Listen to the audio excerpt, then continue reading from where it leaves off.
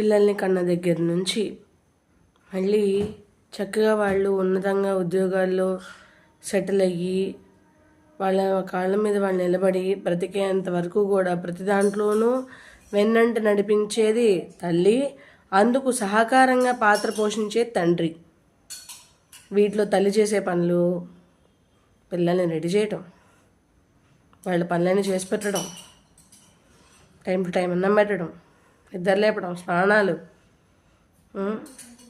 వాళ్ళని చదివించే బాధ్యత కూడా తల్లిదే. వంట, వాకిలి, వార్పు అన్నీ తల్లివే. ఇవి కాక ఏ కాలేజ్లో జాయిన్ చేయాలి, ఏ స్కూల్లో జాయిన్ చేయాలి, ఎక్కడ జాయిన్ చేస్తే పిల్లలకి దగ్గరగా ఉంటుంది, లేకపోతే దూరం అవుతుందా, దీనివల్ల ట్రాన్స్పోర్ట్ ఏమన్నా ఇబ్బంది అవుతుందా, ఇవన్నీ కూడా చూసుకునేది తల్లే.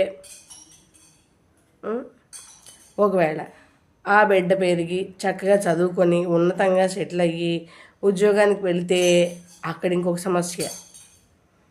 అమ్మో బిడ్డ ఒక్కతే ఉంటుంది కదా, కాబట్టి మళ్ళీ అక్కడికి వెళ్ళి కూడా వంట పని మొదలు, ఇంటి పని మొదలు, పెద్ద పాలేరు. ఒకవేళ దూరంగా ఉంటే ఎట్టి పరిస్థితుల్లోనూ వెళ్ళలేని పరిస్థితి అయితే మనిషి ఇక్కడున్న మనసు మాత్రం బిడ్డ చుట్టూనే ఉంటుంది.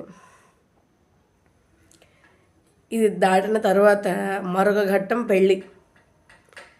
ఆ విషయంలో తండ్రి ఇంటి యజమానిని వెతికే సంఘర్షణ చేస్తుంటే కూతురికి లేదా కొడుక్కి ఒక కోడల్ని తెచ్చే ఆలోచనలో ఉన్నట్టయితే వాళ్ళకి పని వచ్చినా రాకపోయినా పని నేర్పించుకోవాల్సిన బాధ్యత ఆడదండి.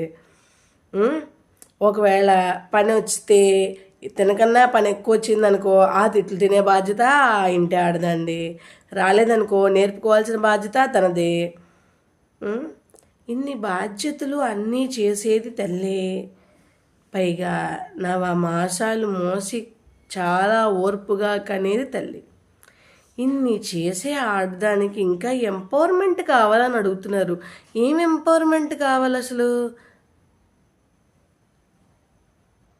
తండ్రిగా, అన్నగా, తమ్ముడుగా, బాబాయ్గా ఎలాగైనా ఉన్న మగవాళ్ళకి ఇంట్లో అన్ని సహకారాలు చేసి అందించేది ఆడదైనప్పుడు ఆ ఆడదానికి పవర్ ఉంది. ఆ పవరే కదా మగవాళ్ళకి అందిస్తున్నాం అన్ని విధాలుగా జాగ్రత్తగా. అట్లాంటప్పుడు పవర్ కావాల్సింది మెన్కి కదా.